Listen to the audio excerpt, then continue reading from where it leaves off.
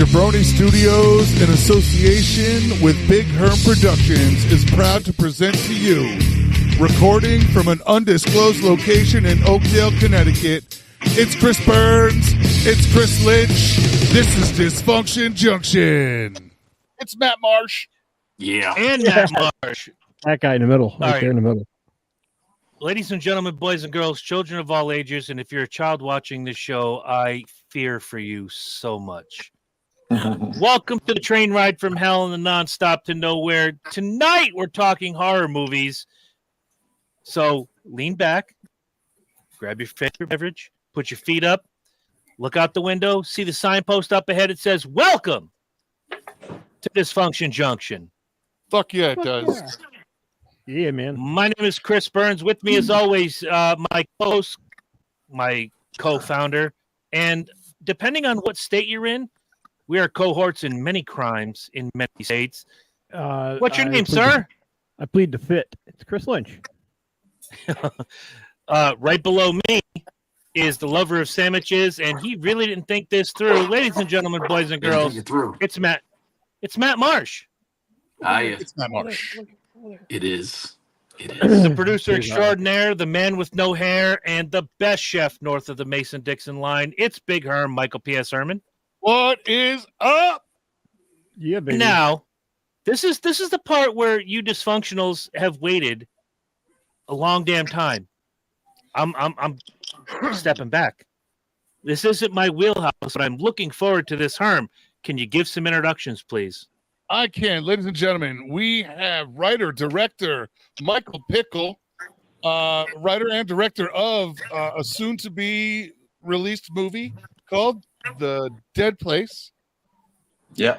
All right. And we have Kelsey Livengood, also known throughout the horror community as Mischief The Clown. She is also in Michael's movie. She plays a teacher in that movie. But what we've got is we've got two people involved with the movie.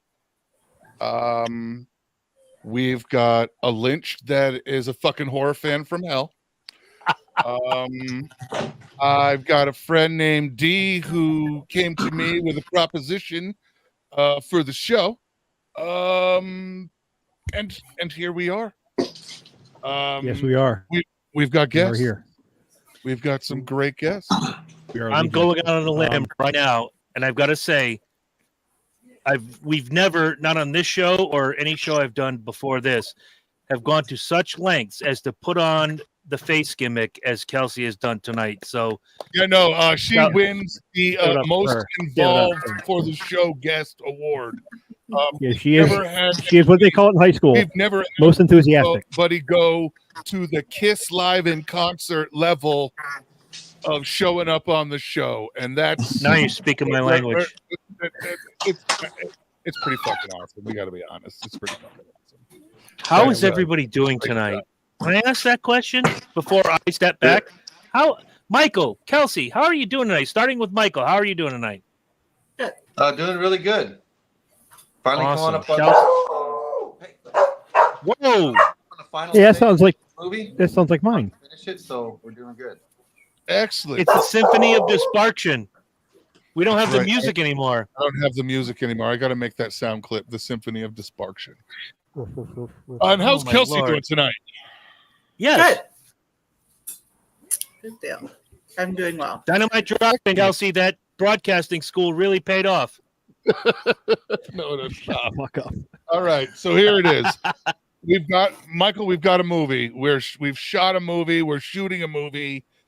We are in the process. I'm assuming you're in the process of post-production right now. Yeah, it's all fully edited. Now we're just adding the music and the color correction and just all the polish. Yeah. All the spitting, a buff and polish. Yeah. All right. So, do we have an anticipated release date yet? We're trying to get out before August because this is the first movie where our star villain, David Howard Thornton, who plays Art the Clown in the Terrifier movies. This is going to be his first absolutely. You don't know how crazy we were when we found out that we were like, Dave Thornton's in the movie. Like that's the clown dude, man. Yeah, and he's going to be a very talkative villain, so we want to get out there before his next speaking part. So we're hoping for July, August. Cool. Nice. I'm hoping that Steve in the comment section is related to Kelsey because he says, looking forward to seeing it. Tell me that's your husband. That's my husband, yeah. All right.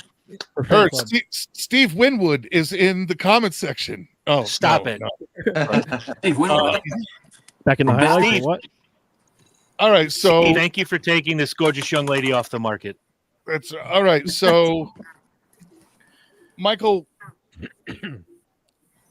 did you write the story as a movie, or did you write it? How did the story come about, first of all? Well, I wanted it to be a movie from the beginning. I was a musician at the time, and around 2007, 2008, I was a singer in a progressive metal band. And I had no aspirations to be a filmmaker.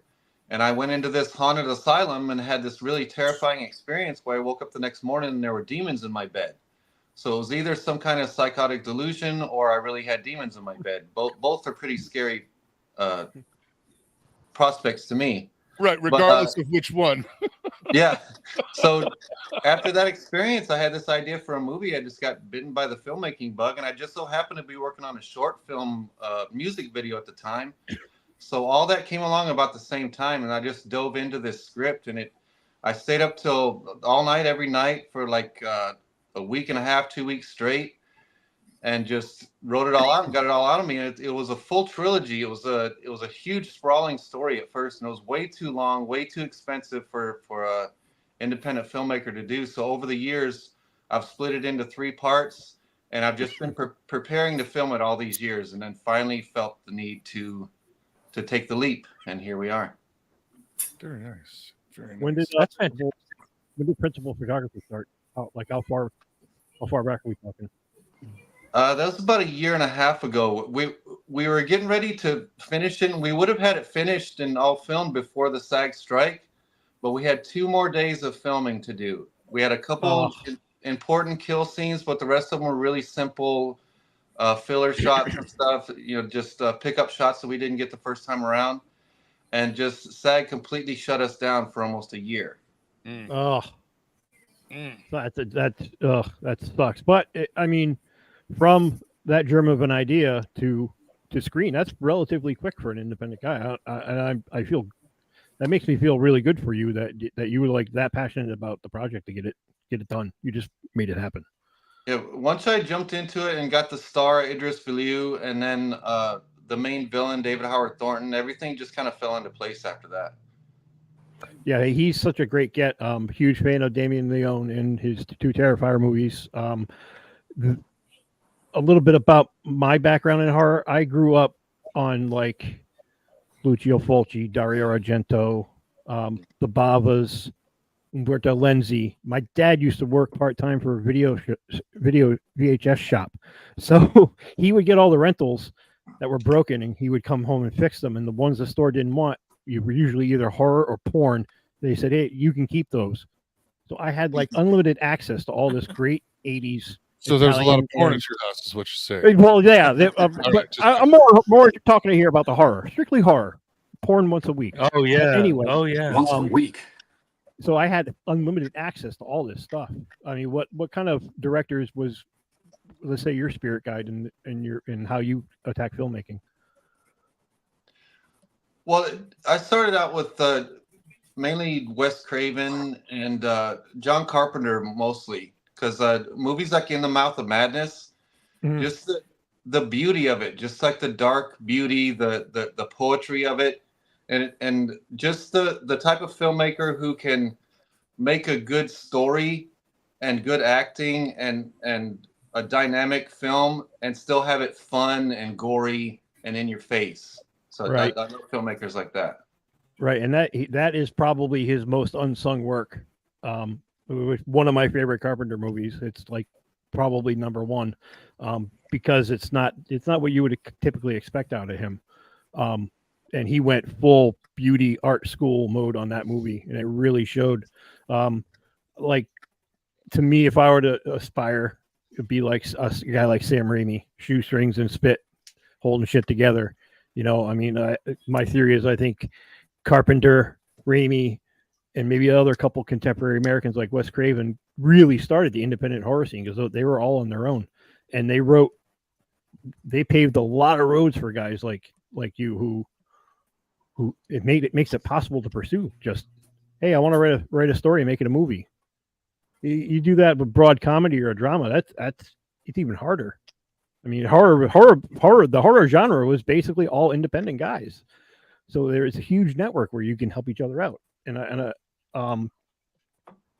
it makes me appreciate the work that you do because I'm such a horror geek. Is basically what I'm trying to say. And I'm really holding on to that independent spirit too, because you know a lot of studios have gotten a hold of horror because it's become such a popular genre, and they put this big budget polish on their films. I like something more gritty and in your face, you know. Well, I think the public. I think. Oh, we lost Kelsey.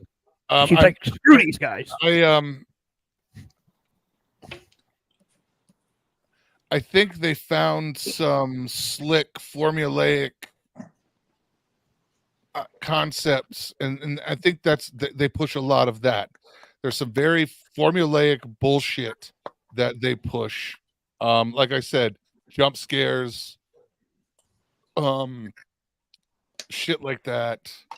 There's a lot they can do with green screen, and I see a lot of the audience is more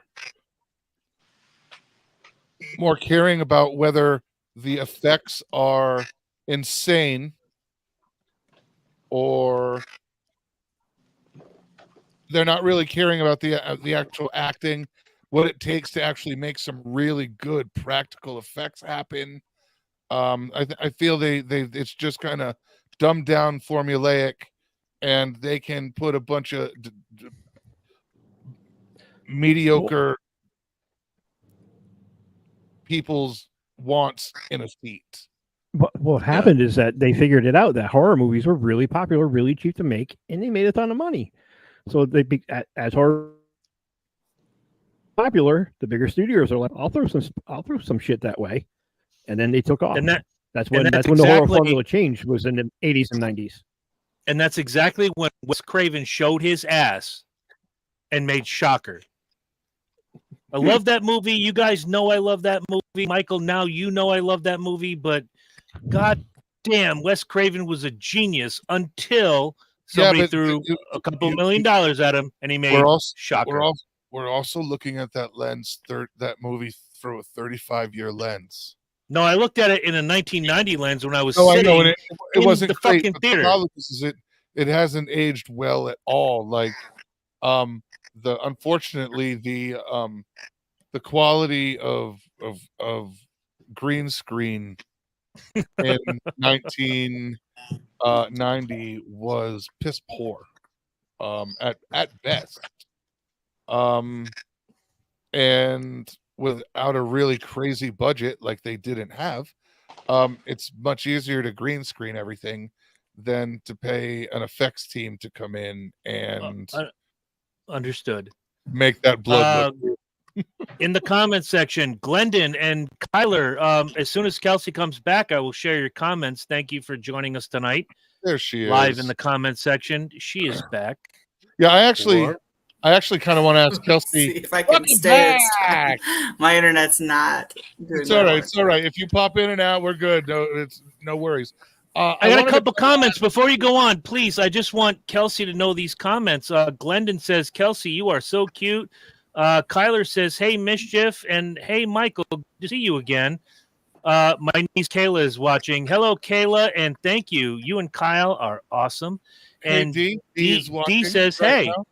Hey, D D is the one that made all this happen, so thank you. Tip of the hat to you and a swig of beer to you, my girl. Go ahead with your question for Kelsey. Kelsey, same question. What was it that got you into the whole horror thing? I think the very first horror film I ever watched was House on Haunted Hill. The black and white, you know. Oh, nice. that's some excellent the real shit. one. Yeah, and it That's scared the fantastic. absolute hell out of me. Yeah. No blood, no gore, no nothing, and those movies could scare the living hell out of you. Oh yeah, for Mhm. sure. Yep. That So- kind of got me into horror. I have always kind of had that background thought in my mind of like, how is that made? I would love to just watch how that's made. So that kind of got me into film, like filmmaking as I got older. That's really, really cool. Very nice. So, at what point did you figure out that you liked it a lot and you wanted to make a career out of it? And you wanted to use that road to do your life thing. You know what I mean? Yeah. That's very nice. All right. Speaking So, of question. Yeah, speaking of budgets, Michael, being an independent, did you like crowdsource this, like Indiegogo? How tell us about the budget and how you make it happen. Yeah, a little over half of it's crowdfunded, and then the other half is private investors. That's Just, amazing. Fans we got along the way. I kind of jumped into the crowdfunding thing. I figured if it was going to be a public kind of crowdfunding thing, I'd throw myself in there. So I'd throw videos up of me singing, and videos up with me and my daughter talking about news about the movie coming up. So I really put myself out there. So it ended up like attracting a lot of people who felt my passion for the movie, and then wanted to be involved. So I got just the right people involved, and got the money we needed. And I started it out way too ambitiously because I think the system is set up to where guys on my level can't really make a high quality movie with really good acting because they make it impossible to get that cast. So Right. the producers thought I was crazy with picking this dream cast. Some of them were union, some of them were non-union, some of them were out of town that I had to fly in. That's on my question list. That's literally one of the questions. We'll get to it. Finish what you're saying, and I'll ask the question when you're done. Well, it was about finding not just good actors, but actors that were just right for those parts. Like I didn't want to narrow my choices down to just people in LA. I wanted to look all over the country, Right. and I just wanted to go all out from the beginning. So everyone thought I was crazy going so ambitious with the cast, hoping that everything would fall in, because the goal we initially started off with wouldn't even have paid for the actors. Wow. So I just Wow. jumped into it head first. Well, Just kinda that's hoping one it of the would fall in. questions. It's secure. The notes are securing talent. The notes are securing talent. What the fuck made you go with such a highbrow cast? Yeah. And what made you think you could pull that? You know what I mean? Like, bro, you like walked up to the hottest chick at the bar, and you took her home, and Yeah. all your friends are like, "What the fuck?" What just happened? Yeah, Michael, I definitely understand that with the whole pay scale thing, because depending on where you fall as an actor in your like resume, you're not going to get. You want quality. Well, it was unfortunate that you were like thinking with your wallet. Yeah. Go. How the fuck did I pull this off? All right, I have a question. Because you mentioned music, and that's my wheelhouse. I'm wearing my Lizzie Borden T-shirt right now because it's the only thing I have close to horror right now. So when in Rome, you do as the Romans do. When you go about choosing the music for the film, what is it like? Do you go for shock rock or ominous music? What is it? I'm interested in how the sausage is made, as Herm said earlier. How do you go about picking the music for your film? Well, I was a former musician, as I said before, so I have a lot of friends in the business. So we had a pool of bands of artists that we had to choose from, and we picked a handful of songs from each artist we thought would fit the movie, and we sat there and watched the movie scene for scene, and we just picked the ones that fit the most. And it just so happened to be 3 songs from this band, Sabrosa Purr. It's a band that I met back in 2006. 2007, they opened up for 30 Seconds to Mars, Jared Leto's band. And I Nice. met him then, and they ended up coming and opening up for my band, and we became close friends. And just over the years, I had really just loved his music. His music is still on my heavy rotation.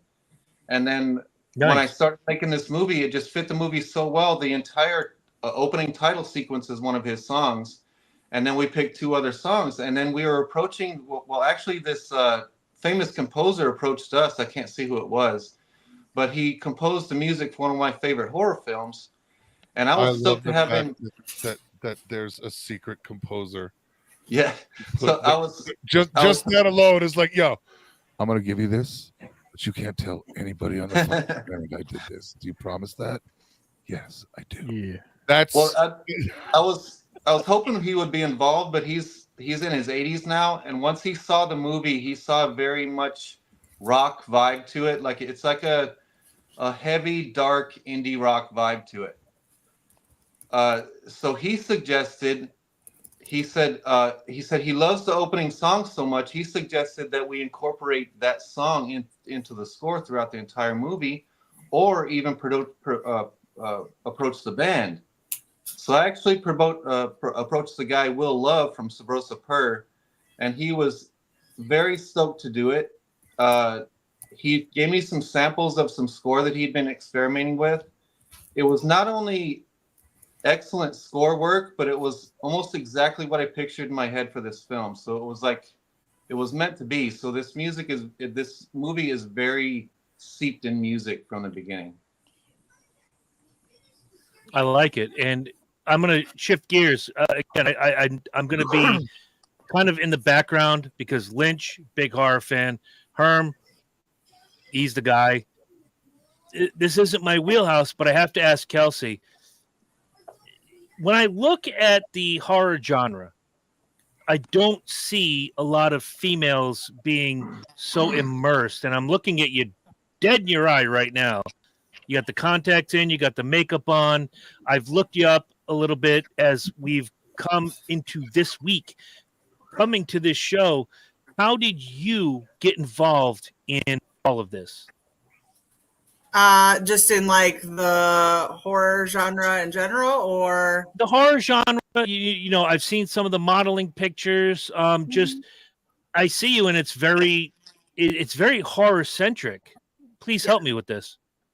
So I actually started as a haunt actor, probably around 13 years old, which involves heavy makeup, heavy effects, all weekend long. I kind of fell into being a clown working at a haunted house, and I kind of just stuck with it. I really liked that clowns can say pretty much anything. I can get away with saying anything, and it's fine. Zombies, you can only have... He's a clown. Zombies have... John Wayne Gacy said the same thing. So what she's saying is I'm a fucking clown. Yeah. Because I say everything with no fucking filter, and everybody's like, I'm like, what? Well, you just wish you wanted to say it. I just did it. Sure, Mr. Gacy. I'd love to go to your my tiki God, bar. I need to be a fucking clown. Yeah. It's fun. I love it. Continue, please. So how long you been doing that now, Kelsey? Doing the whole clown and actress gig? How long? Yeah, how did Mischief the Clown become a thing? Was there other clowns before Mischief, but with other personalities that you tried, or did this one just come right from the start? Was there I'm trying to think of Herm. Pogo was her first choice, yet a guy in Illinois kind of screwed that up for everybody. I started out as Pogo Stick the Clown. It just didn't work in the horror genre. How did Mischief just happen, or was there like a development of characters for her to become her? No, so I was what we call a floater. That sounds terrible out loud, but I was a floater at the haunted house. So I was kind of whatever they decided that I was going to be for the night. So she was a ghost. Yeah, sure. I played in the asylum a lot. I was a butcher a few nights. It was kind of wherever they wanted me to be. And right. Chef, turn on. Kevin What? Penner, thank you. Mischief says hi too, because there you are on the screen. Hey. And Bobby Reed. Yeah, so they kind of just put me upstairs to help another actress kind of get her footing in the haunted house. And so I said, no, I'm not doing that. I don't want to be a clown. That sounds really dumb. And they were like, go up there and help her. So I went up there. I asked her what her clown name was, and she said it was Trouble. So I got out my handy dandy phone and said, whipped out a digital thesaurus. yeah, synonyms for trouble. And Mischief came up, and I was like, Mischief is cute. I love that. Let's go with that. That's how I write show titles. What's another name for asshole? You're like, what's a more creative word for this word? Yeah, that's kind of what I did. And then, That's great. That's great shit. yeah, we just we kind of played off of that, and then I told my manager at the haunt, I said, I'm never going to be anything else. Mischief is just it. That's my character. That is who I am as the character from here on out. Yep, and I never went back. That was about right. like 8 years ago, eight or 9 years ago. That's awesome. And how did you and Michael connect? That's another one of my questions. I have one more question for Michael after you, Kelsey, and then drop back and listen. I'm so engaged in what you guys are saying. I'm getting excited about. Yeah, I'm kind of curious. Like, did Michael know her and know that it was like she's pretty perfect for the role? Did she try out? And I'm curious how that came to be as well. Michael, that's your question, Kelsey. My question. So you guys are a little choppy on my end, so I'm kind of just piecing together what you're asking me. All right, let me try. Let me try it again. How did you get in touch with Michael, or how did Michael get in touch with you? And then I'm going to go to Michael after that. I honestly don't remember, which is horrible. That's helpful. It's been a while. I don't know. I got the job, bro. I don't know how it happened. Well, I got the job. Michael, how did you decide that Kelsey was right for your movie? Yes. Hold on. Yeah, All right. I'm getting feedback. Kelsey's feedback on me. He's getting get out of here and come back. Are you going to duck out and come back in? Yeah. All right. All right. Go ahead. It's an interesting question, only because you said you've been doing this for 8 and change years, and now you're in this film as the teacher, which I'm looking forward. I've never looked this forward to a horror movie since La Llorona, because I'm a thriller guy. I like, comedies, war movies, mafia movies, and the occasional, it scares me a little bit. Again, the horror genre died for me when Wes Craven showed his ass and made Shocker. No, I like shit that makes my wife not able to go to sleep when we go to bed. After she sat there and watched it, like watching The Witch. like, watch The Witch and then go to bed, and your wife just lays there in bed like this. I would show my daughter the Conjuring series, and then she's in her room. I'm in mine when she's staying here, and she comes upstairs. Emma would come upstairs and knock on the door. Dad, you really don't think that could happen here, do you? No, Emma, go to sleep. Take a Valium. You're good. No. All right, Michael, how do we sound? That's what my dad did to me. Michael, are you good? Yeah. All right. So how did you and Kelsey come together, and how did you meet, and how did she get pulled into the movie? I'm not sure exactly how we got connected on Facebook, but I started recognizing her Mischief the Clown persona around, and she had approached me and asked me if there was any parts in the movie, and just the idea bulb started going off. So I started seeing a way that she could play the teacher, and I can't give it away, but she's also going to use her clown persona in this movie. And I thought it was great that we. Well, I was going to ask that as well. I know she plays the teacher, but I was kind of wondering if you pulled a dual personality to her role and let her bring that clown out. I just love the idea of having David Howard Thornton in there, who plays Art the Clown, and then Bill Oberst Jr., who plays Papa Corn the Clown in Circus of the Dead, and then have Kelsey in there, and she's the only one that actually appears as a clown. Can I just say something out loud? When I was a kid, all the teachers looked like Sylvester Stallone.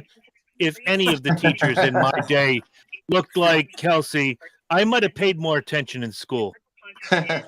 Where's that background noise coming from? You? No. Somebody's got like the news on or something. I was like, somebody's got Lynch is listening to voicemails during the show, apparently. Lynch, stop it. This was pretty important. Sorry. Oh, it's all okay. right. Sorry. If it was important, then it should have happened before the show. All right. So does your movie have a specific message? There you go. It does center around bullying, but I didn't want to go with the typical bullying message. So I put a main character who's a really strong character and has got a really strong and good family life, and put him with these bullies who don't realize that they're bullies, so things aren't so black and white. They actually resent being called bullies. So it's all about that and also being misdiagnosed. Like it's about a lot of people being misdiagnosed and giving too many drugs. So it's about this kid who's misdiagnosed, where his parents think something's wrong in his head, but he actually does really see dead people walking around. And almost they're a really jibe at the medical system that is so easy and happy to push a pill on somebody to make somebody's life better. Yeah, and this is a scenario where, what if parents have a trouble like that with their kids and it's actually real? There's actually really a demon that's attached to this kid. One of the things that, as someone who has clinical depression, my dad passed away 2 months ago. It'll be 2 months in about, 7 days, Herm, give or take. Mm-hmm. And he's appeared in my dreams, but he appears in childhood memories. But in the dreams, he's 74 when he passed, and I'm 51, which I am now. And we're sitting in places that I was at when I was 12 years old. And I don't know how that works. I'm not into the whole dream, your dream means this. I don't care. I'm just glad I got to see him again. But when people have told me in the past they've seen demons, we've had people on this show that do paranormal experiences, like Two Brothers Extreme Paranormal and others, that you go in and you hear these voices and these sounds and this and that. I can't help but think that, it's never happened to me, but it has to be real. Have either of you two experienced that? Well, I did just the experience that gave me the idea for this. Where I was going to say, like, that was technically your epiphany on this whole project, right? Your eye-opening moment was when that regardless of what and how, that was your experience. I mean, to this day, looking back on it, it's still very real to me. They were flesh and blood right there in front. I can remember all the little details of them sitting there in the bed with me, and I wonder if it was a psychotic delusion. Why did nothing ever happen like that before or after? And was it really such a strong mental suggestion being in that haunted place, strong enough to put that vivid image in my mind?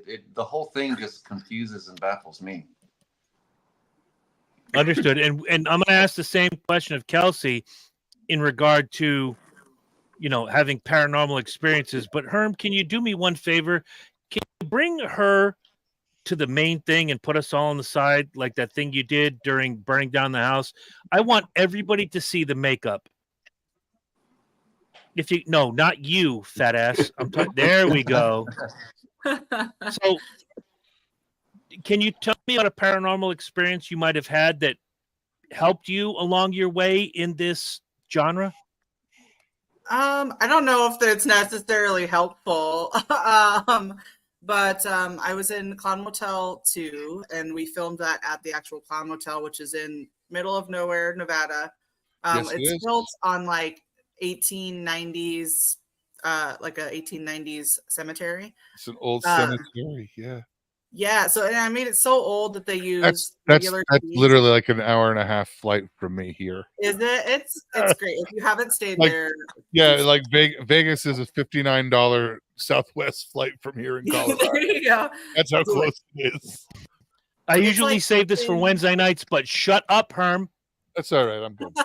It's in Tonopah, Nevada, so it's like I want to say it's like 3 hours from Vegas, which is not terrible.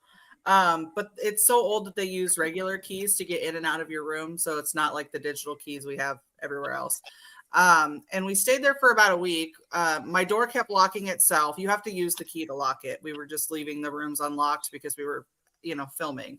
But I left. We left. We went to another location for another week. I get home and I'm unpacking my suitcase, and the key that I turned in at the end of the trip was in my suitcase.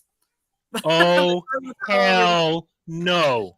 No, that just means that the ghosts like you and they want you back, girl. That's all that means. I guess I was That like, means so I I got called ghost the hotel. friends now.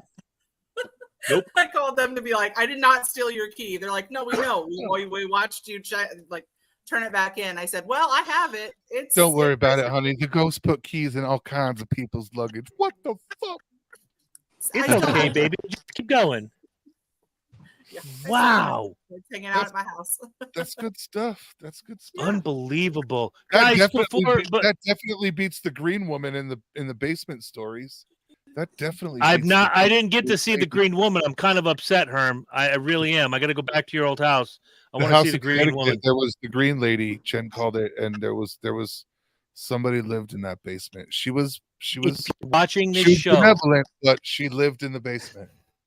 if you're watching this show, I want you to take a quick look at Miss Kelsey, see the work she put in on putting her face on today to give you this interview. I was expecting regular Jones. Nope.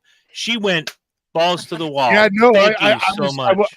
I wasn't sure actually. I wasn't sure if I was expecting, like on the street Jones or like in the studio Jones. But we got in the full on studio Jones. Yeah. So it's I was very happy. I was like, oh, I was wondering if I he's expect gonna to make see it when I interesting. follow Michael and Kelsey. When I follow Michael and Kelsey on Facebook after this interview, I want to see them both use the Jones as That's it right. is meant to That's be. the Jones. You gotta I feel use like the Jones. underdressed Jones. All right, should. Michael. So are we going straight to DVD here, or are we having? Or will you be having a limited independent theatrical release? Yeah, well, we have 5 or 6 distributors interested, so I'm telling all of them it's no deal unless we get a theatrical release. And if we stream, I want to stream on Shudder. I want to stream on Shudder because they're more curated streaming service. Ooh, nice. And Dude, I definitely want to do a I- physical release. That's my shit. I pay for That's that. awesome. One of the few that I pay for. Yeah. We used to get it for free, and then they took it away, and now I pay for it. So yeah, I'm all over a Shudder. That would be awesome. Shudder's great. We literally have a watch party, guys.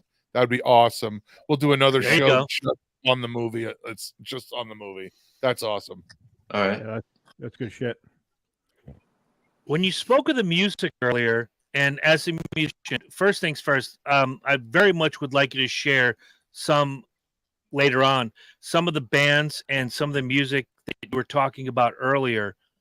But when it comes to, again, I want to know how the sausage is made.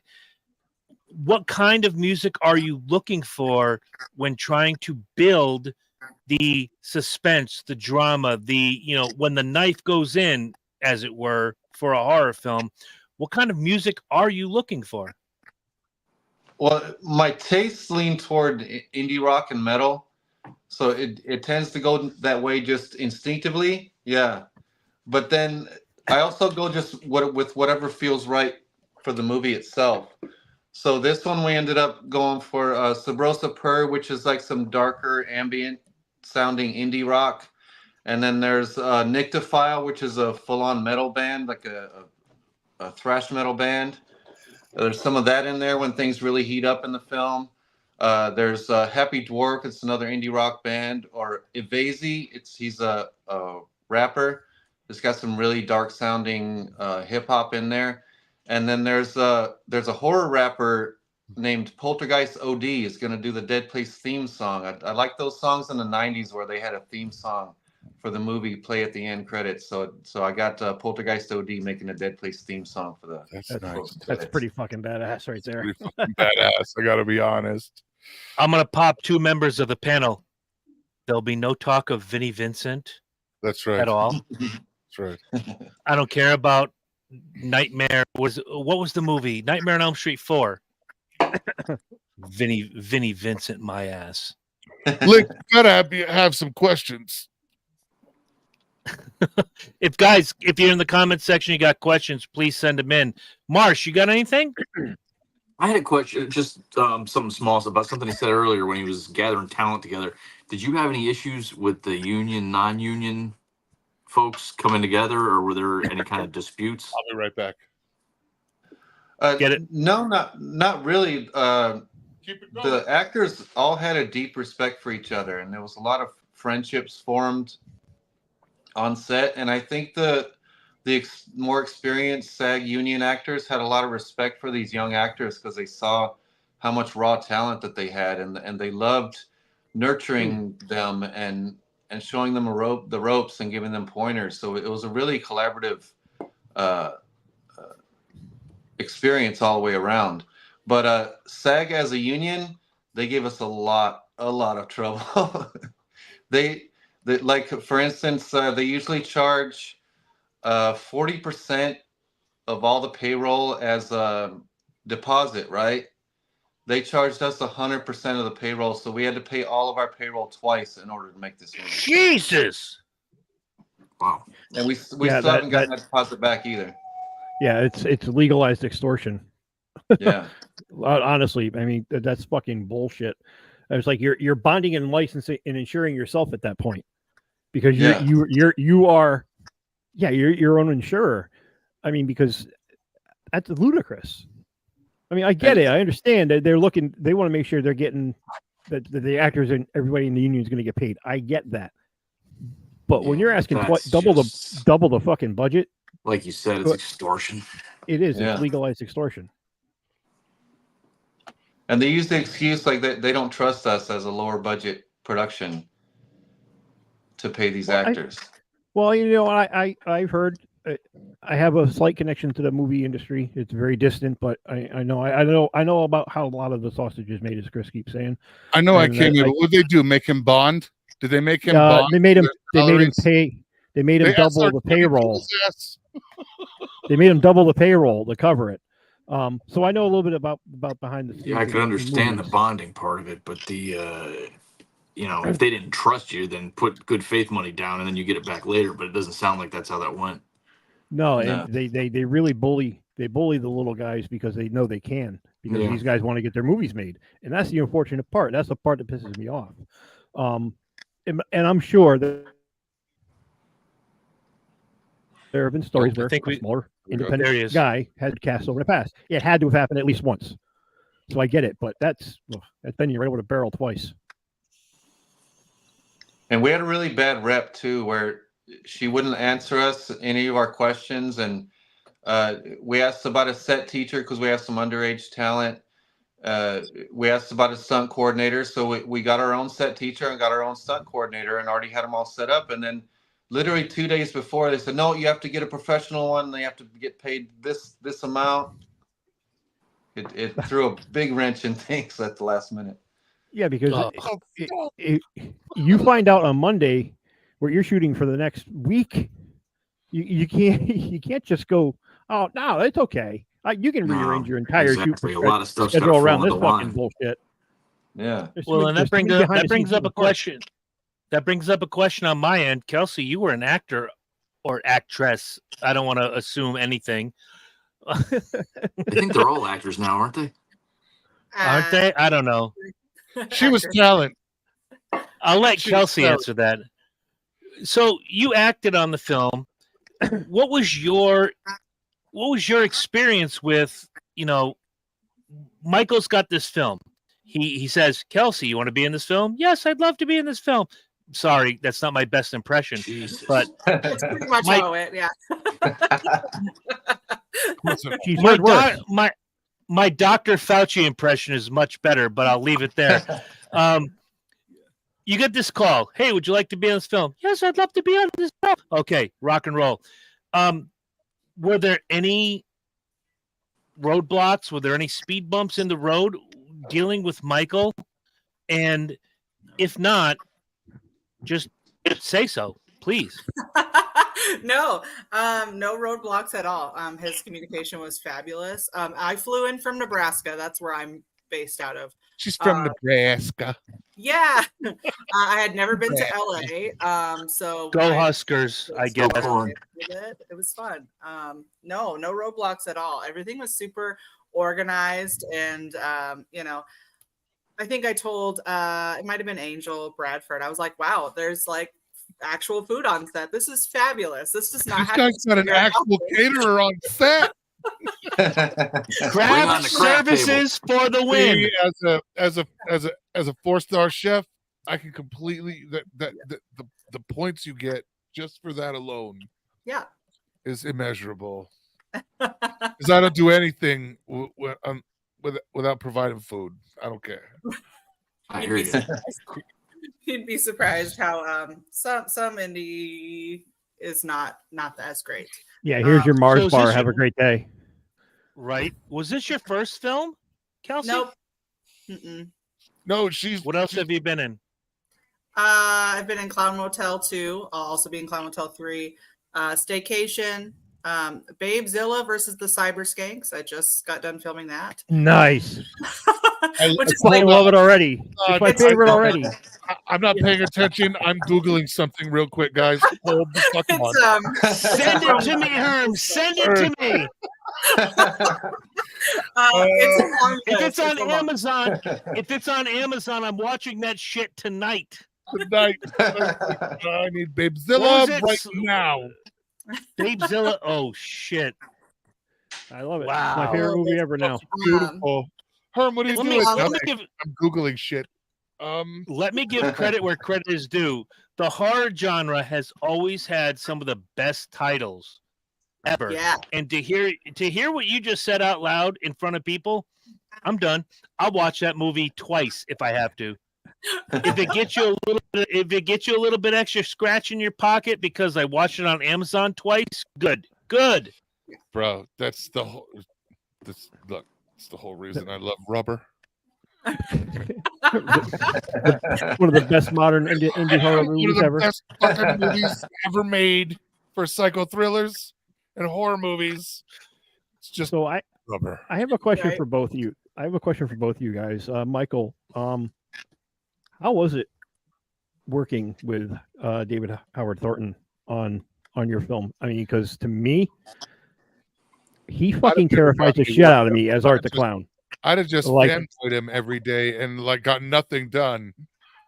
Like how that on-screen persona, how I'm sure he's so far away from that it's not even it's ridiculous. But is it intimidating working with a guy like that who like you hopefully will obscurity to whoa? No, he's the type of guy who makes you comfortable really quick. And he done the same thing with everybody on set. Like between takes, he would tell stories or do an impression or do a bunch of impressions. So that was really fun having him on set. And as far as an actor, is one of the best actors I've ever worked with. Just the way he embraced the material. And even some of the producers asked me, "Are you sure that this villain doesn't talk too much?" And I said, "No, a guy like David Howard Thornton can handle this."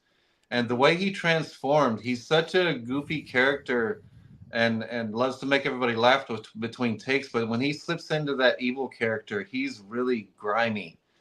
And he told us that he patterns his character in this movie after a jackal, where Art the Clown is more of a vulture, where he patterns this one after a jackal. Well, wow. the thing is, I can totally see that. You can see it with Art the Clown. His facial expression is extremely cartoony. Mm-hmm. like almost inappropriate so for the scene. Well, no, it's completely conveying the idea that the expression wants you to think he's feeling. Yeah. So I can see why that cartoony aspect of his character and who he is and how he acts would be great with a very low actual lines roll.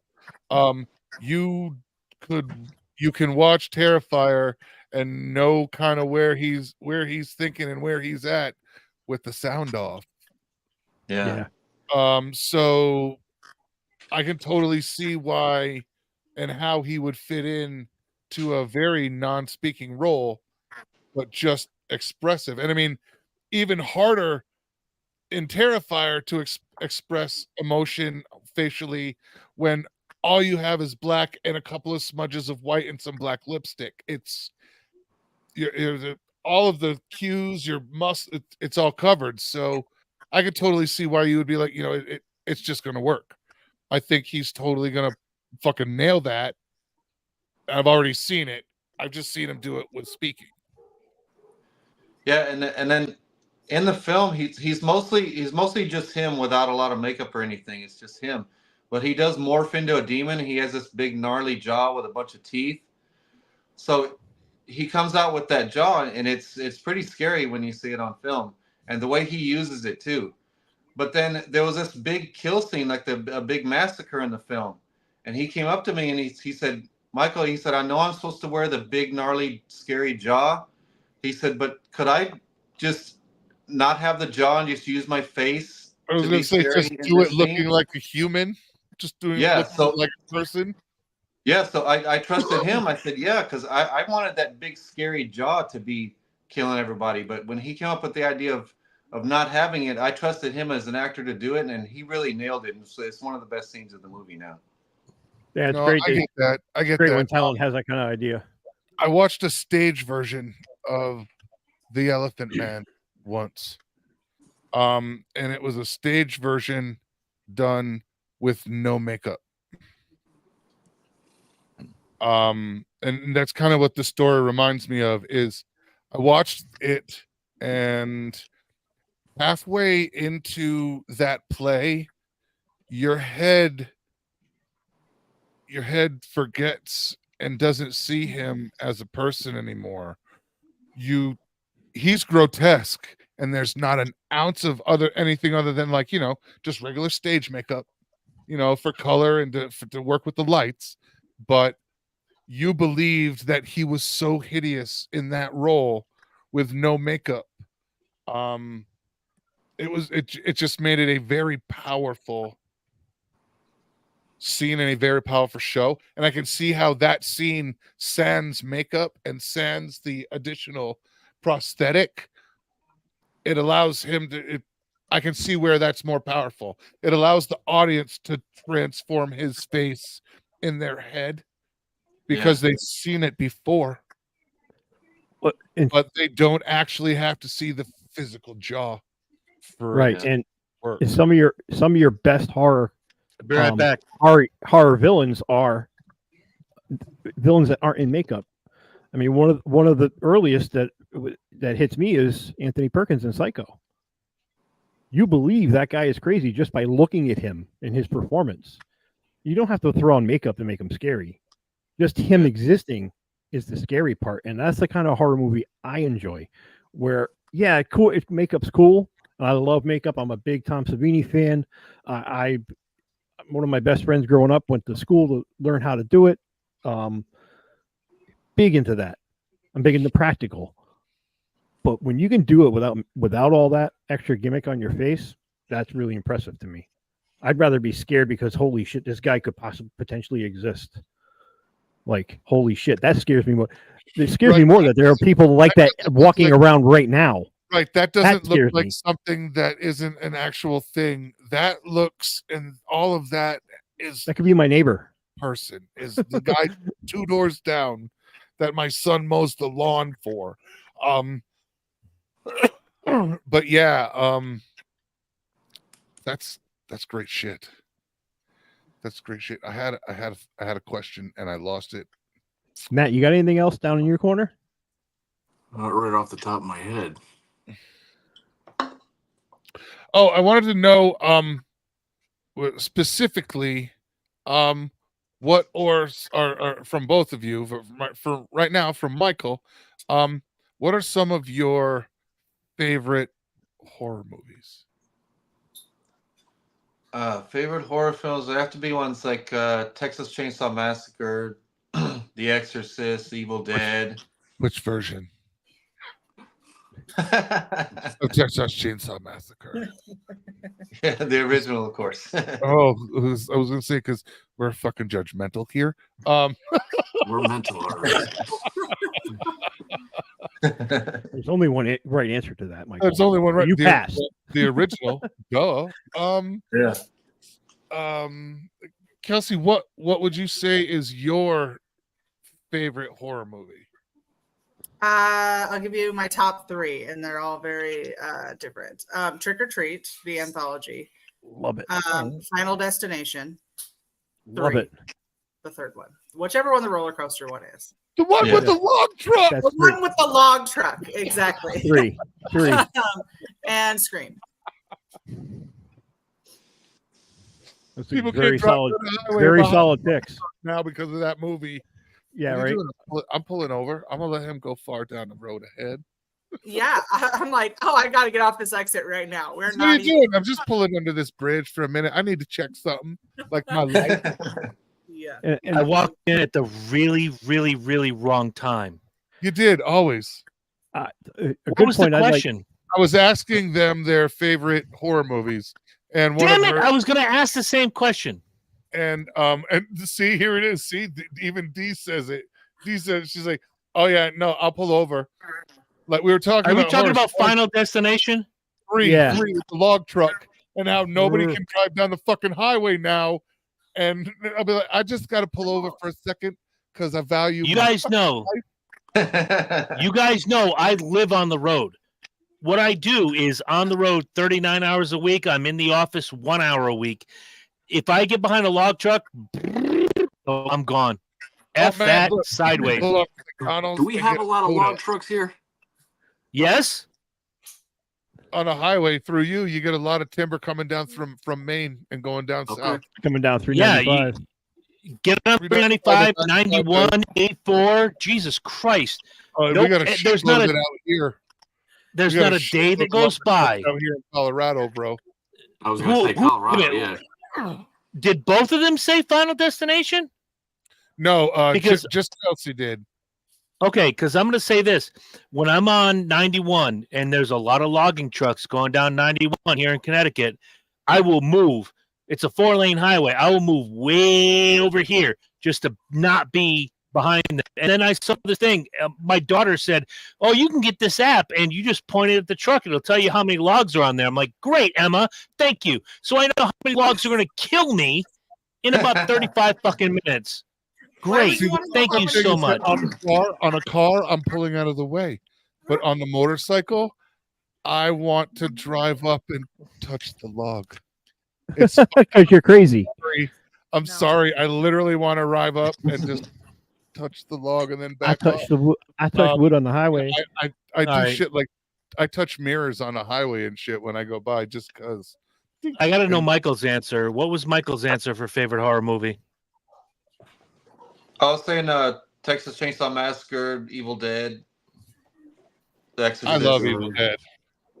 Yeah. Can I ask you a question, both of you? Have you ever seen Blood Beach, and why? If you have seen it, why is that an awesome horror movie? Seen it when I was really, really young. That's an old one. Yeah, I that don't was think I was 8 when I saw it. Yeah. What was the they title? used to Blood Beach. Oh, okay. So something I want to say to you, Michael, as our independent horror film director, I am so glad that you're sticking with horror at its roots. Horror throughout the mid 2000s through up until about a couple of years ago was a very painful road for me to navigate with all this found footage bullshit. The only movie that it worked with me, and it hurts me to say, is Paranormal Activity, the very first one. That first one was very well done. Because I believe that'll it shake was the happening. asshole out of you. It was And I prefer the unused ending, the darker ending, much better than the one they stuck with in the theater. Absolutely. Me too. But everything around that whole genre But everything after the first one was just. I'm talking genre as a whole. It was the same movie, just insert different pretty faces here and change settings here. It's like I want to see more of that. And I'm glad to see that a guy like you has had the opportunity and the showcase to make a horror movie like the way I'm sure you and I grew up watching horror movies.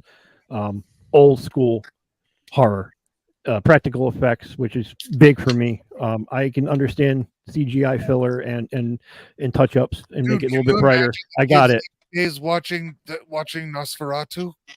Can you imagine? I don't know if not anybody on this panel has ever seen the movie, but Lucio Fulci's Zombie, where they pull this girl into a head, into a splinter, through an eyeball, up close, and it takes 2 minutes to happen.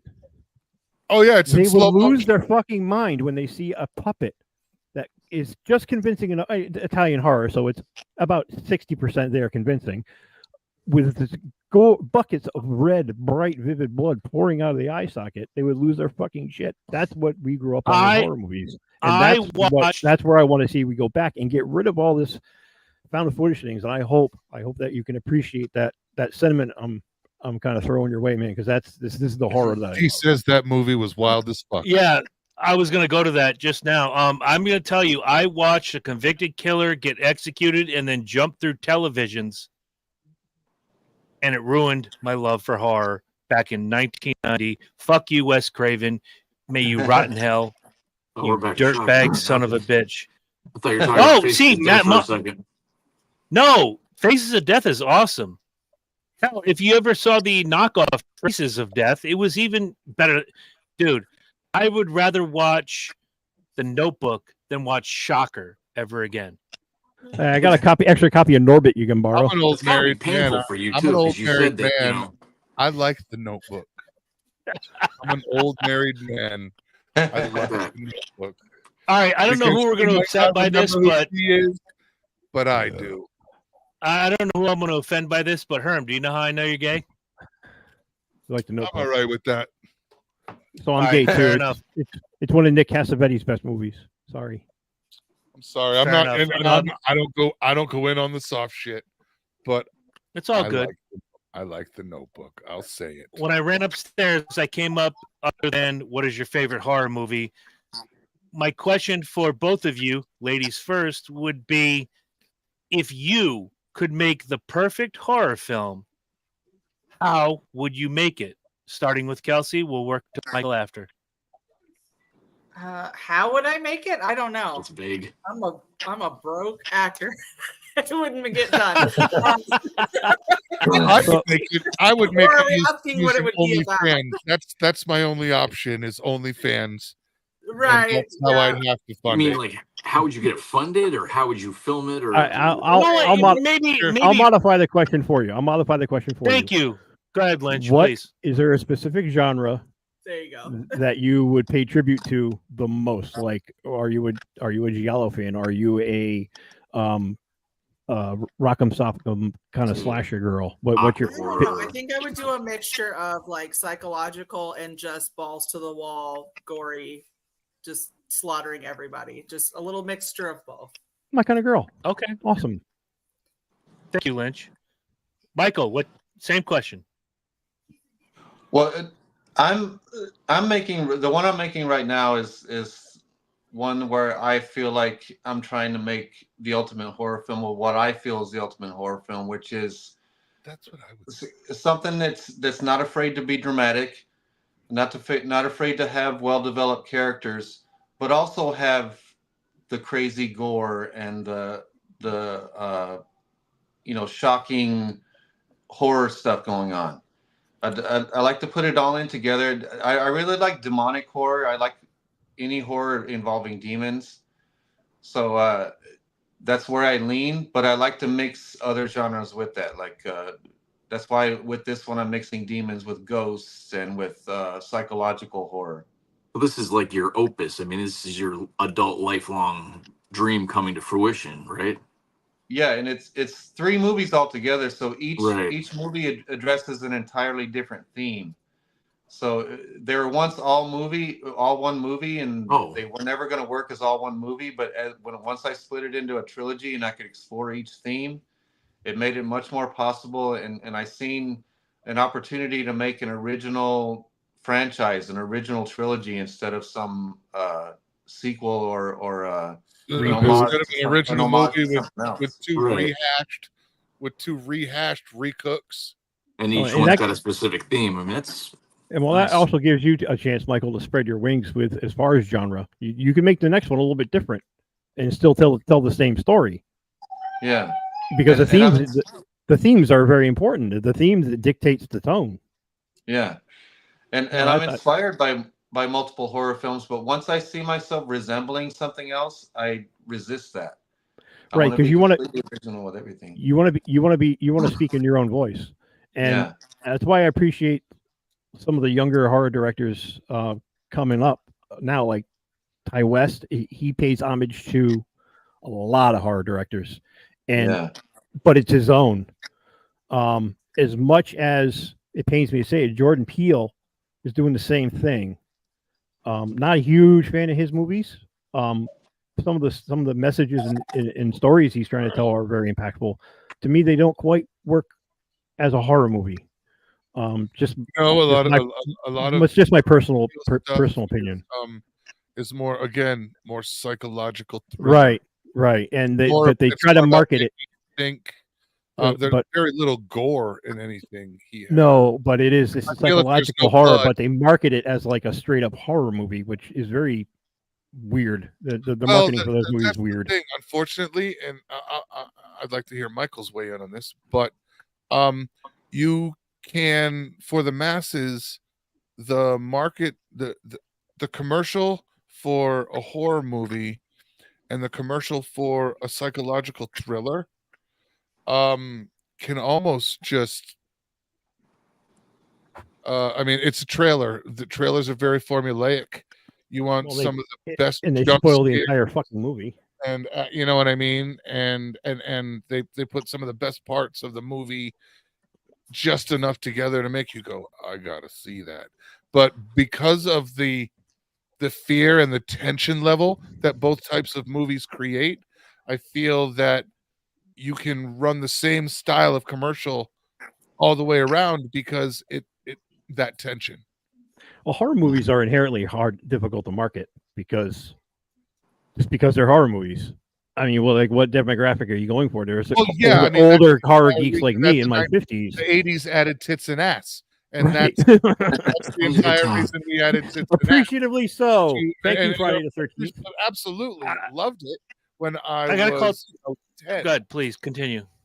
But it was tits and ass is what they figured out pulled that genre in. And respectfully, a small amount of sex in the industry straight up sells, bro. A little bit. It's a nice sprinkling of parsley.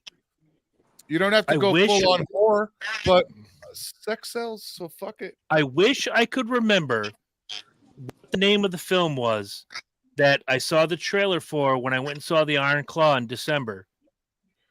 And it was a horror film, and I was absolutely like, oh my God, I have to see this film. And now I don't even remember the name of it. Again, and that's maybe where I fell off in the last 34 years, is that to me, you have to give me a story. And Michael and Kelsey, what you guys are telling me now is that there's a really good story attached to this film that I want to watch it. But if I can't remember the name of this film that I just saw the trailer for in December and now we're in May, I fell off. There's something wrong with the genre. Do you guys agree that maybe it's become too commercialized? Yeah, I think it's too many people trying to copy other films, too many people trying to follow trends instead of trying to do their own thing. it's hard to be original sometimes, especially in the studio system. The studios don't want anything original. They want something they've seen before and that's been tried and tested. Scream 7. Yeah, I mean, Yeah. you know what though? It to Herm's point, it puts asses in seats, and I get that. I understand that. Every business is in business to stay in business, and Hollywood is a business, so they don't want to see their money going to waste. And I get the studio systems want a ROI; they want return on investment. That means if it's making another version of Texas Chainsaw in space, so be it. Go ahead and do it. I won't watch it because to me, it's just a waste. Yeah, it's a waste of my time. Yeah. Did anybody else watch Chud? Yes, I did. Man. Wait. Daniel Stern in one of his first movie appearances. Oh, if you ever get a chance, watch Chud. The second one kind of blows, but watch Chud. I like fucked up horror movies that most cannibalistic humanoid human underground dwellers. Dwellers. Yes. There you go. It's Chud. It's lovely. I remember a kid in my neighborhood who went to see that movie, and I was like, "You went and saw Chud? What does that mean?" And he said, "Creatures hiding under dirt." I'm like, Close. Wait, it's what? close. Well, technically you are. That could. What you said is a true statement. However, That's those true words do statement. not. However, Those you are are not the right words. Shane, if you're out there, I'm sorry I blew up your spot. Has anyone seen Bad Milo? Yes. Yes. I love that movie. Just a little tiny creature crawls out of this guy's ass and avenges all the people that wrong. Yes, it's It's probably really one of the fucked up concept Sounds of like a some of the movie. other films I've When you seen, think but it wasn't about, Bad Milo. This dude just crawls out of kills everybody. one of the most enjoyable 90 minutes of my life lately. Yeah, dude, watch it. I stumbled upon it by He literally lives in a guy's ass, and he comes out of the guy's ass, kills people, and then returns to the guy's ass. That's where he lives. Like, if he was a genie, this guy's ass would be the bottle. Watch the movie. I found it completely by accident. A friend of mine and I were talking about. No, we were talking about it online. He's like, "Dude, you got to check this out." And I forgot about it. It's a really fucked up movie. I found it. You go to watch it, and you're like, "There's no way this can be good." And I'm then having a fucking stroke. And you can't turn the TV off. Yeah. You're like, somebody send me the title of that movie. I'll watch it tonight. I'll go to the second. I'll go to the second mass. I'm watching this movie right now. If I'm in a Suncoast video store in 2002 and I see that box and I turn around and the back card tells that story, I'm not renting it. I'm fucking buying that movie. That's gold. That is left side. That is fucking gold right there. The left side of my face is currently drooping right now. I'm just letting you know. It's all right. You can have a stroke. Literally, just like Bad Milo. That's all you're looking for. Bad Milo. Is that the name of the film? Yeah, Bad Milo. Film Bad Milo. But to Michael's point, that's original. That's kind of. I'd rather watch 2 dozen of those. I'd rather watch 2 dozen of those back to back, out of 24, 13 are okay, than 1 or 2 big studio movies that I've seen since 2002. I don't want to see 2002. I want to see what 2024. Am I spelling this correctly? Yes, that is perfectly. That's how you Google it. Yep. Which subgenre does that Google fall my under? ass. It's horror. That's falls under horror. This falls right into your which real subgenre. Like you know how like tonight's entertainment. What's the movie with Jim Carrey and he's God? You know how when he looks at him and says, "No, go home, little butt monkey." That entire line in that movie is the entire concept for Bad Milo. So that whole scene is literally, I'm pretty sure he pulled it from Bad Milo. I'm telling you. So it falls right into your wheelhouse. It would be midgets that live in people's asses horror. See, that's right in your wheelhouse. That is not the people's asses. Well, it covers my wheelhouse too with asses. I like asses. I was going to say, you're talking about Marsh now. Yeah. But it's going to be dinner in a movie. For real, like It is. Hello. It's an excellent movie. You have to just It sounds like one of those movies that Joe Bob Briggs freaking narrated on like Oh, USA Late Night. absolutely. That was a drive-in theater. Joe Bob Briggs has some of the best fucking taste He does. in horror movies on the fucking planet.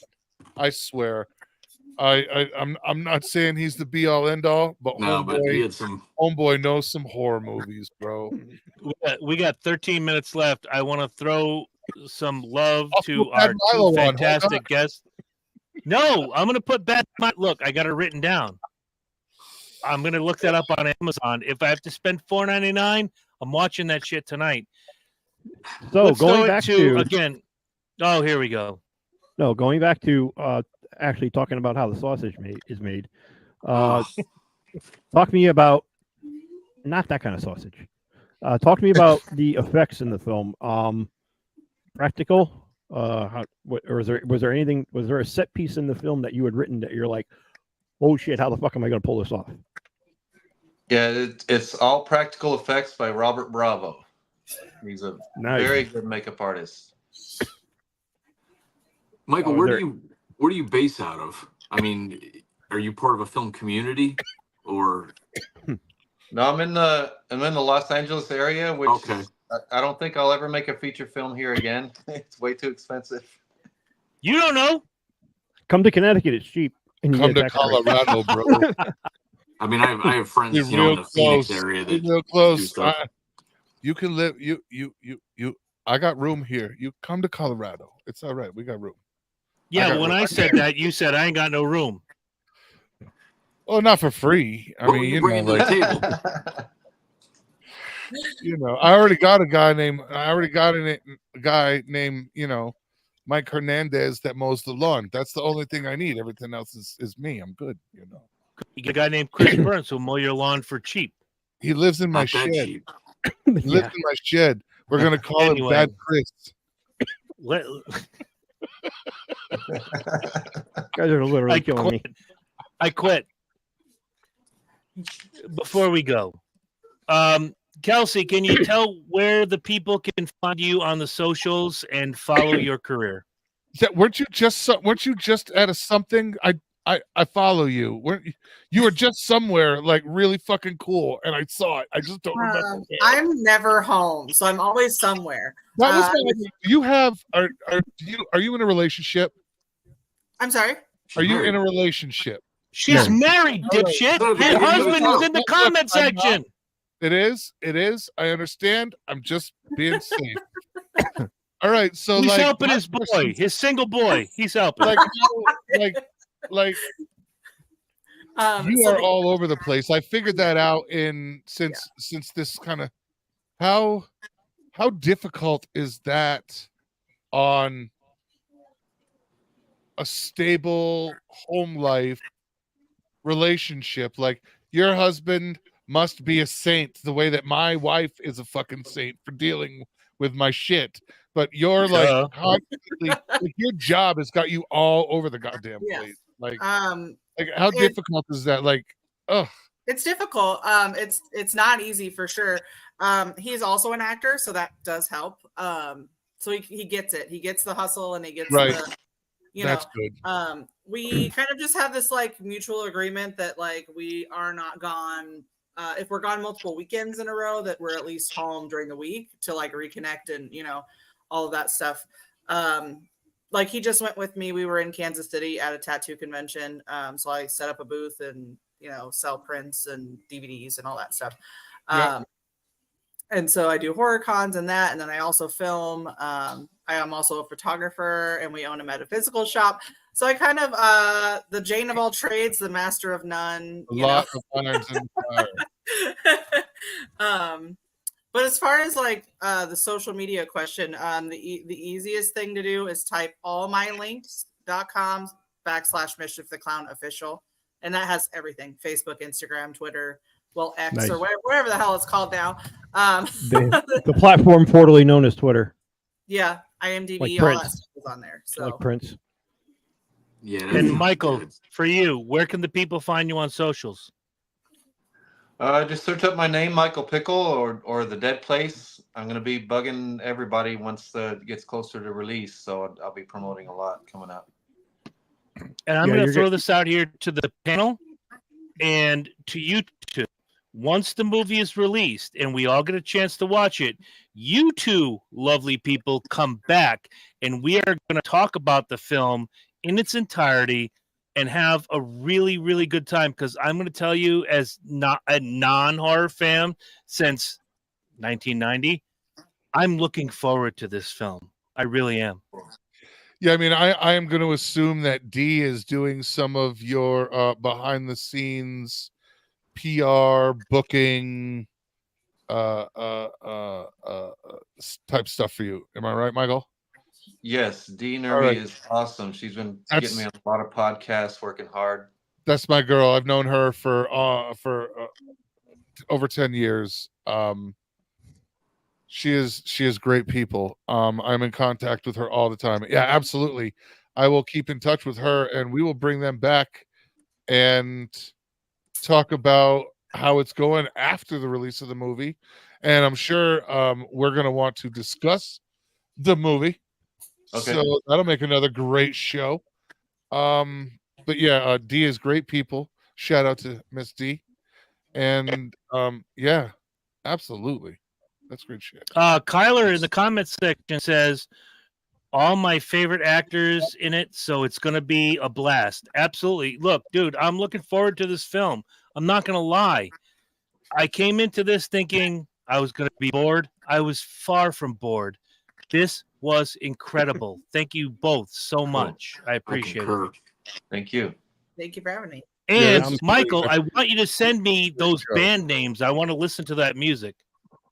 Okay. Yeah, like are you going to be releasing? Is there any way we'll be able to scallions? Is there any way? Sorry, my wife just. That's a safe word. Yeah, wife is fired. Scallions, pineapple. It's the safe word. I have midgets tied up in the shed.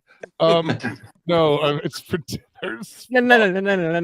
Do all blue Mexican hat dance. I have no idea where the fuck I was going. Going to fucking hell. We were talking, Herm.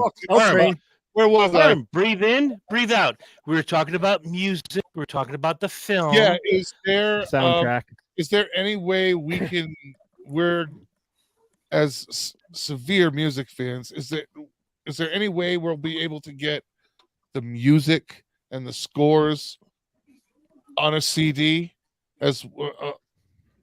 Yes, especially with Will Love from Sabosa Purr doing the score.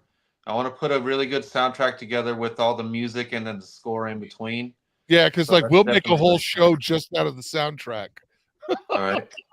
Yeah, because we fucking love music. We do music. Yeah, we've done plenty of music shows. We would totally make an entire show. Yeah, just out of the soundtrack. Cool. Give me 1 second. I'm not one. I've never been one to name drop, but I'm going to do this now. Hold that thought. So I'm just real go quick, to my Michael, what was your band that you were previously in before you got into the horror gig? It was called Upgrade. It was progressive metal. Upgrade. I'm looking that up. Yeah, Lizzie's in my phone. Lizzie Borden is in my phone. I'll have to look up that. The Master of Disguise.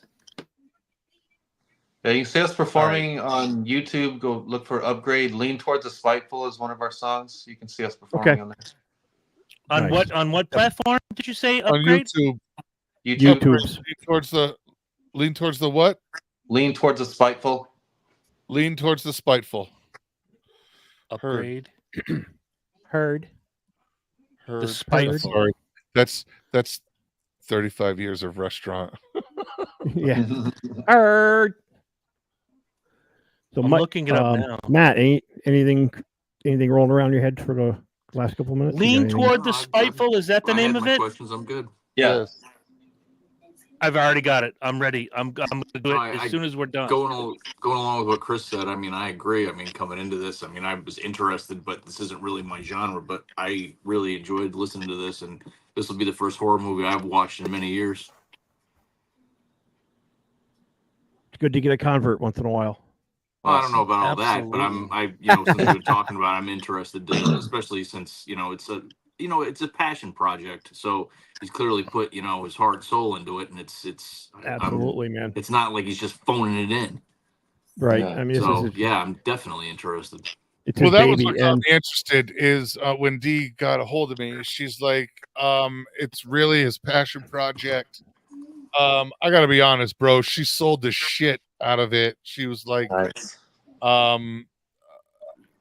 was like, yeah, we'll totally do that. That'd be awesome on the show. And then she was like, I got another guest for you. I got 2 for you. And I was like, wow, nobody's ever booked somebody and then been like, yo, I'm going to throw in an extra guest. But wait, there's more. It was really good. She is selling the shit out of you. And yeah, it's really good to watch her also have the same passion to sell it that you had to make it. It's awesome. Good shit. Really good shit. Really good shit. Like you could tell that there was there was a lot invested in all of it. Right. Yeah, and this is a beginning of a relationship that I hope that lasts, and we can go along on the ride with you, because that's an interesting perspective to have. Watch somebody go from a dream throughout. Hopefully, let's boost this guy's career, man. This is fucking awesome. I love this shit. We're like getting in on the ground floor. Cool. That's Yeah. what I'm saying. Yeah. Very, very good shit. Guys, this So was if an you'll- awesome show. Yeah, If thank you'll you guys allow for coming me, on. Thank you so much to Michael and to Kelsey. And I'm not trying to lick her ass or anything, because, what's her husband's name? Steven? Yeah. Yeah. We don't He want looks big. Steve to get all up. We don't want Steve to get all up That in my would be business. assault. Stop it. He's, I'm not he's- licking her. That would be I'm not. assault. All right. Stop it. I'm not licking her ass or anything, but thank Be a you, little Kelsey. decorum here. Stop it. Can you let me finish the point? No. No. Thank you for putting on the makeup, the context, Yeah. the whole thing. Thank you, Michael. Thank you for walking us through everything you've done with this film. It has been incredible. I love to find out how the sausage was made, and my light just fell. I really don't give a shit. I'm just going to tell you, as a film buff, I'd love to hear how the film gets made and the things that are behind the scenes. So thank you so much to both of you. Yeah, we were For always walking into the me down that VH1 road. behind the music series, so we want to know what's going on behind the movie, and that's it. Straight up. All right. Basically, Absolutely. yes. Hey, Horace, your screen is black. Yeah. Yeah, he's- because Oh, I there picked he up my is. light. he's Oh. working on it. No, I wanted to see you bend over Not for every, a hot second. not everybody didn't. can have perfect lighting like you guys. Hey, man. I've got Man. studio lights in here, so Of course you do. you guys know I don't chintz on that shit. Go big or go home. For the guys on DJ, once we end, I have to give you an update on next week. There's a slight problem with our guest next week. All right. However, comma, All right, then. it could still happen. But again, I can't thank you two enough. This has been awesome. www.thedeadplace. Look it up. Keep looking it up. And be keeping Yeah, an eye like on when this is going to hit. You can find it all over the place. It's on all of the socials. It's on Instagram. It's on Facebook. You can find both of these guys on Instagram. You can find Michael on Facebook.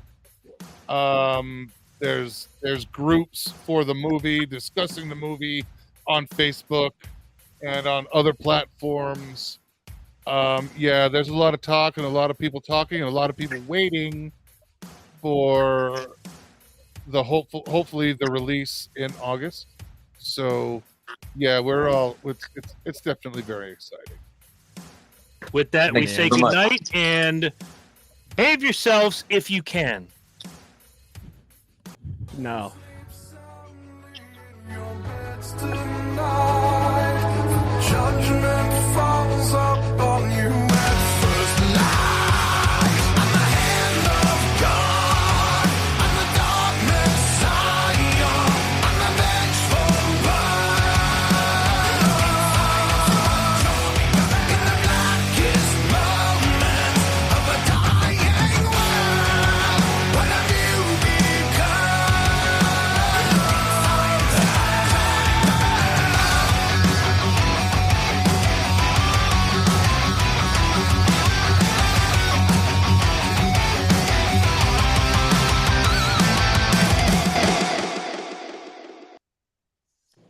Will this be the first horror movie where the black guy doesn't die first?